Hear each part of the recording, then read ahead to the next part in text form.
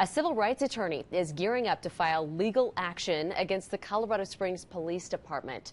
The spouse of a recent murder-suicide victim says his life may have been saved if officers had responded more quickly.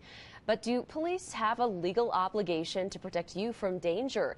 The answer may shock and surprise you. Investigative reporter Sean Rice is live in studio tonight to explain what happened when a similar case from Colorado made it all the way up to the Supreme Court.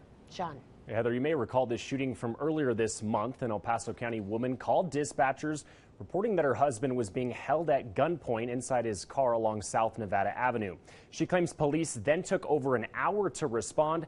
But were they bound by law to do so? The answer is a resounding no, according to our nation's Supreme Court justices.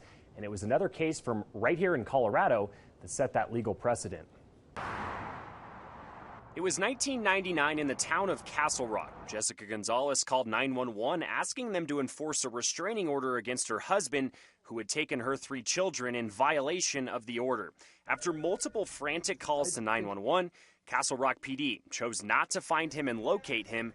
Then he showed up to the police station with her 3 children dead in the back of his car. It's the town of Castle Rock v. Gonzalez. That case made its way all the way to the United States Supreme Court, where in a vote of 7-2, the justices ruled that police were under no obligation to respond or enforce the protection order. That means when you want to sue the government for failing to do something, for failing to respond to a 911 call, for failing to respond to an emergency, in a case locally, a hostage situation, you cannot sue the government for their failure to act. That's legal expert Jeremy Lowe. He says the family of Quaylen Campbell, who was killed in an apparent murder-suicide on June 2nd, is facing an uphill battle. I gave them the exact address because he was able to provide me the location.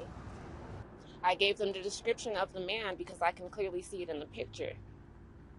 All I wanted was for someone to check on my husband. Quaylen's wife, Talia, claims CSPD took over an hour to respond, and by the time they did, her husband had been killed by the man seen in this chilling cell phone picture.